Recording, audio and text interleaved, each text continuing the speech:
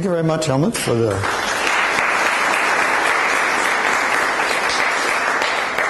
the terrific introduction. I want to thank also Rachel Carson Center for inviting me here, and it's a pleasure to talk to you. I am switching direction from my previous work focusing on religion. There is religion here in so much as I'm look at cultural factors, but it's not the main focus that it used to be. So it's kind of a new direction for me.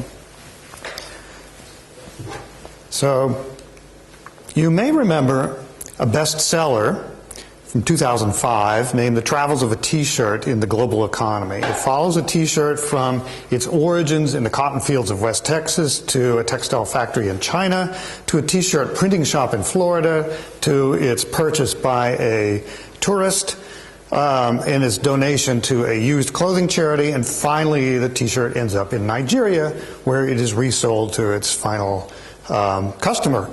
In the hands of the author, Pietro Rivoli, the life journey of a single T-shirt brought globalization vividly to life. But Rivoli gave only perfunctory attention, really, to the environment. There's a new book, Fashionopolis, it just came out, which zeroes in on the fashion industry's enormous environmental impact.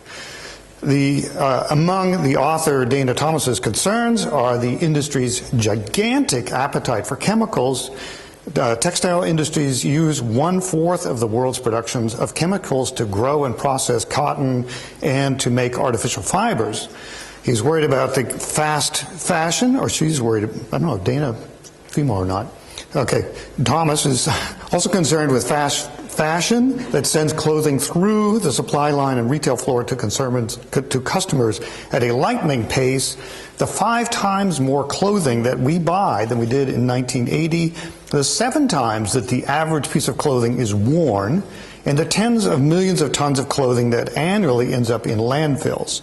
You can hardly find something today more representative of modern consumer capitalism than the textile industry. So who is to blame for this mess? We hear 2 answers to this question. People like Bill McKibben, E.O. Wilson, Elizabeth Colbert tell us that we are all complicit. It's a matter of personal choice. If we just behave, believe, buy, and ballot more responsibly and more morally, we could save the world. Others, like Jason W. Moore, who was just here a week or 2 ago, Andreas Malm and Naomi Klein, argue that blaming us is too easy and unfair. They hold capitalists responsible, who for purposes of greater profit or greater control of labor made decisions that gave us global warming, pollution, and mountains of consumer waste. The implications of their position, of course, are far more radical and far-reaching, since they indict an entire economic system that must be overthrown. We can't really let ourselves collectively off the hook, I don't think. But undeniably, the invisible hands of capitalism are pushing us towards environmental catastrophe. Broadly speaking, though, the culprit isn't capitalism, which has existed in various forms for millennia and I think is with us always. But when industrial capitalism veered into consumer capitalism, we set off merrily down the wrong path. The United States made this turn in the 1920s. Europe, with the help of the Marshall Plan, surely, after 1945, and the rest of the world at the end of the century. So bright and happy was the road that it took decades to understand we were heading directly towards a dark, deep, uncharted swamp. So, what happened in the United States in the 1920s? This is the most famous light bulb in the world. It shines dimly at the end of a cord hanging in a fire station in Livermore, California. It's the only light bulb with its own Wikipedia page, which is where I got this image. All major American networks, television networks, have done news stories on it. In fact, I learned about this bulb for the first time in 1972 when I saw the first national news story about it by legendary reporter Charles Kuralt in his On the Road series on CBS Evening News. What makes this light bulb so newsworthy? This Centennial brand bulb, made by the Shelby Electric Company, has been glowing faithfully and continuously ever since it was installed in 1901. Other Shelby bulbs of similar vintage are also still functioning. A light bulb that never burns out is the very opposite of the environmental nightmare of fast throwaway fashion. Imagine also all the other products we might have that could last nearly indefinitely and never go out of style. Pollution from manufacturing and transport would drop. Far less energy and fewer resources would be needed to acquire and transport raw materials, manufacture products, and transport them to stores, or transport used articles to the dump. Landfills would be emptier. But Immortal light bulbs were part of an economic problem, so serious that it helped cause the Great Depression. By the 1920s, a cornucopia of marvelous devices tempted the growing consumer class: automobiles, washing machines, refrigerators, water heaters, electric sewing machines, electric mixers, vacuum cleaners, and much, much more. All of them made life a great deal easier and ended middle-class dependence on servants. However, they were durable. A home needed only one of each. By 1927, the market for durable goods in the United States was saturated. Demand slackened. Inventories grew. Factory orders dropped. Unemployment rose. Demand dropped more. Factories closed, banks failed, and down the spiral we went into the deepest depression in world history. Corporate leaders recognized the problem. In 1924, light bulb manufacturers formed an international cartel and standardized the life expectancy of bulbs at 1,000 hours. Overnight, light bulb owners became perpetual light bulb consumers. Planned obsolescence was born. In time, durable goods, this is the Philips laboratory where they make sure light bulbs don't burn too long.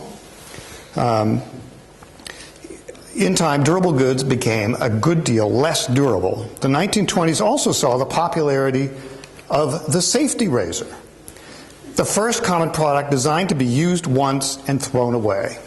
The one-way route from the manufacturer to the dump was now blazed. In the same year, 1924, another corporation came up with an effective new strategy to get consumers to buy more often. Half of all automobiles were Ford Model Ts when Alfred P. Sloan of General Motors introduced annual model year changes in styling and features to encourage consumers to buy the latest model.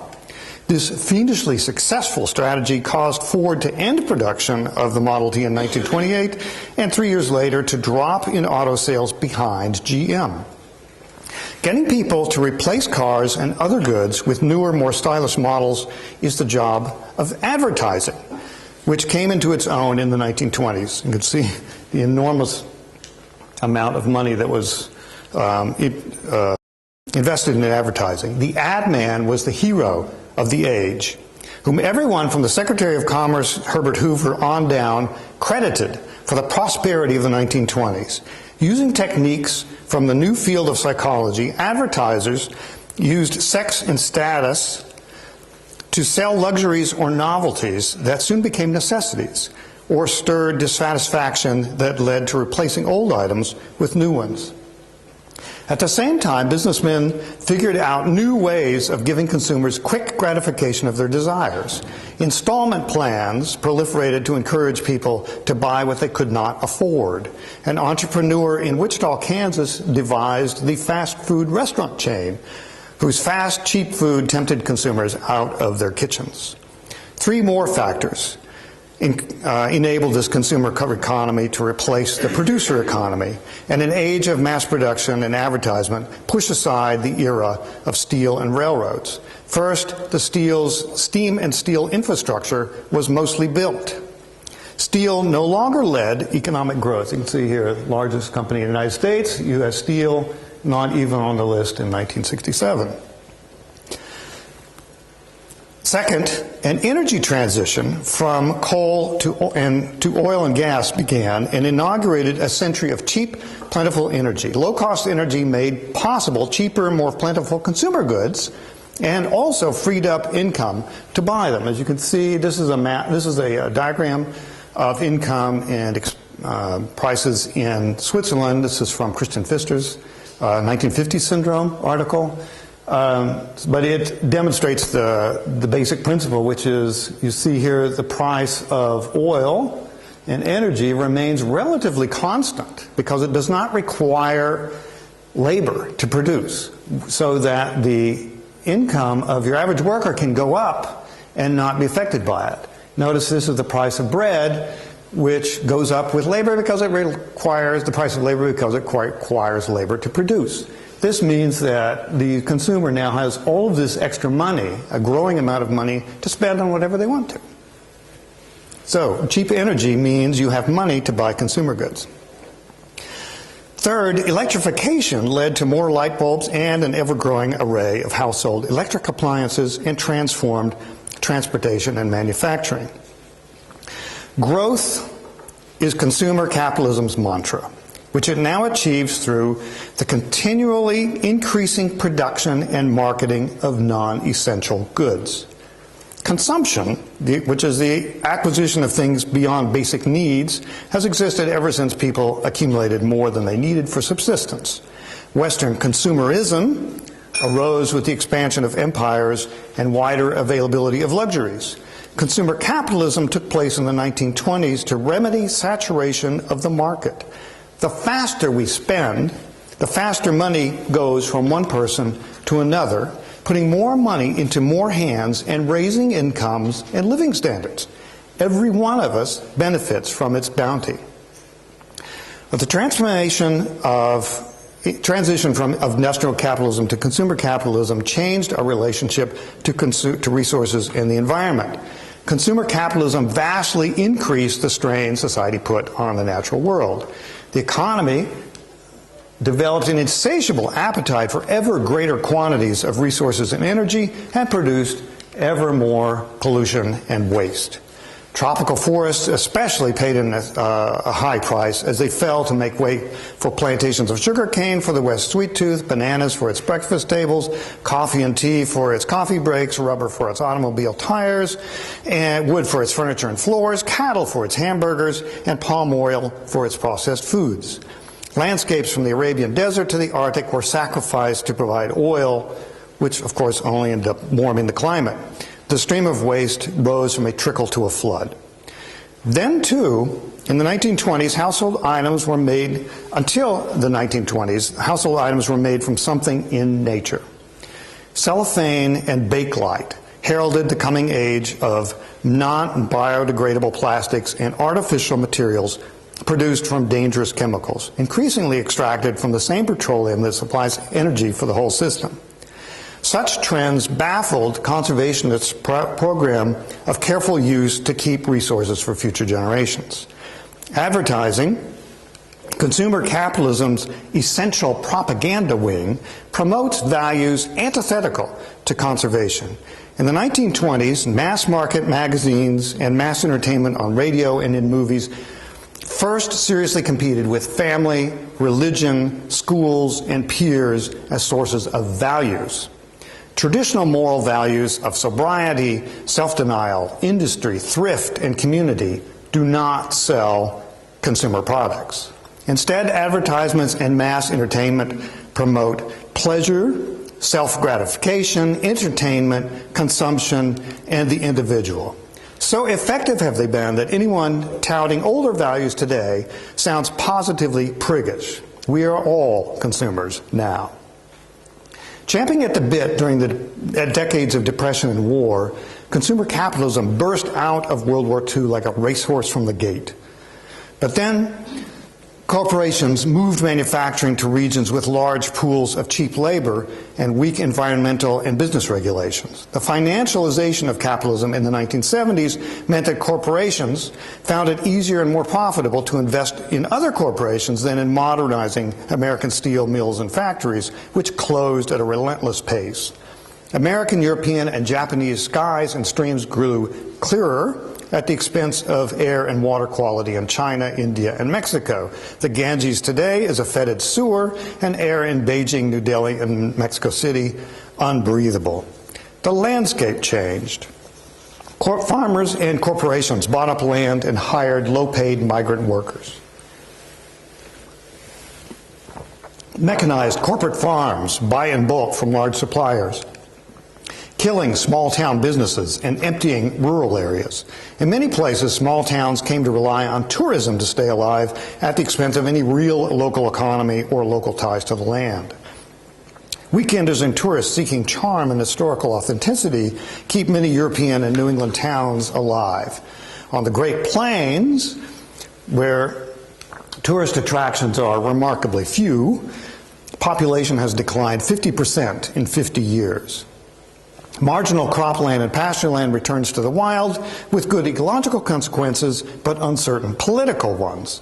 Nostalgia for lost cultural landscapes combined with economic uncertainty and immigration of low-paid labor has become an explosive political mix in Europe and America. By the end of the century, large corporations and concentrations of capital have grown enormously powerful in both the economy and politics. Radio, television, the internet, and now smartphones push consumerist values constantly and everywhere. We are immersed in a sea of corporate propaganda from morning until night, from birth until death. Like characters in an ad or film or TV, we all aspire to individual fulfillment and expression of our individual identities, and we do it by buying things. In the 1960s and 70s, consumer capitalism's spectacular success and voracious appetite for energy and resources gave birth to the environmental movement. Landfills were overflowing, water courses brimmed with chemical waste, toxic substances blanketed field and forests, and smoggy haze enveloped newly motorized suburbs. Congress issued a spate of environmental legislation to ameliorate consumer capitalism's environmental impact. Yet, despite its opposition to waste, pollution, and squandered energy, environmentalism has not really opposed consumer capitalism any more than conservation challenged industrial capitalism. It is, in fact, so profoundly enmeshed in consumer society that it will never do much more than mitigate the problems it wants to solve. Rachel Carson's Silent Spring of 1962 brought environmental problems to national attention and set a moral tenor for environmentalism. Carson indicted the chemical industry for setting up a system that co-opted universities and government, maximized the sale of chemicals to as many customers as possible, and gave minimal regard to environmental or health consequences. She attacked corporate greed and science for hire, but not capitalism. This limited the book's impact on policy, but although not on public opinion. Silent Spring took no notice of the rise of agribusiness and the decline of the family farm, which in 20 years would make the idealized rural community in her famous first chapter a fable for tomorrow, but a fable itself. Carson's solution, integrated pest management, depended on voluntary restraint in the use of chemicals. Unfortunately, no corporation ever made money not selling chemicals. Aside from a few of the more persistent chemicals, artificial fertilizers, pesticides, and herbicides more than ever today drench landscapes around the globe. Integrated pest management serves a niche market for those willing to pay premium prices for organic produce. American conservationists and environmentalists have shown ambivalence towards capitalism. The first conservationists thought of resource problems in terms of small local communities. Conservation was a moral issue, using resources for the common good and leaving them in good shape for future generations. After 1900, progressives retained moral language but broadened the scope to national regulation and action. Almost all leading conservationists grew up in Calvinist traditions and instinctively gave a pervasive moralistic tone to their programs. Like their Calvinist forebears, they accepted the blessings of prosperity on the one hand while condemning greed and avarice on the other. Business enterprises met their approval if they benefited the community. Early environmentalists like Rachel Carson shared this heritage and moral worldview. After Silent Spring, new voices emerged from other traditions and with other concerns. One was Barry Commoner, who blamed capitalism for the ecological crisis and recommended socialist solutions. Despite his prestige, major environmentalists have rarely echoed his analysis. Instead, They have blamed Western cultural hostility to nature, population growth, patriarchal domination of women and nature, the Enlightenment, lack of environmental ethics, shallow ecology, anthropocentrism, environmental racism, anything but consumer capitalism. The international bombshell Limits to Growth of 1972, with its impressive graphs and computer simulations, did cause a great deal of soul searching. It predicted that growth would become unsustainable in the foreseeable future. If nothing were done, global society would choke on pollution and starve from resource dearth. 30 years later, an updated edition concluded that the world was adhering closely to the predicted curves of the business-as-usual model. Consumer capitalism's genius at generating growth is now bumping into environmental problems and boundaries: global warming, exhausted soils, water shortages, deforestation, pollution, and extinctions.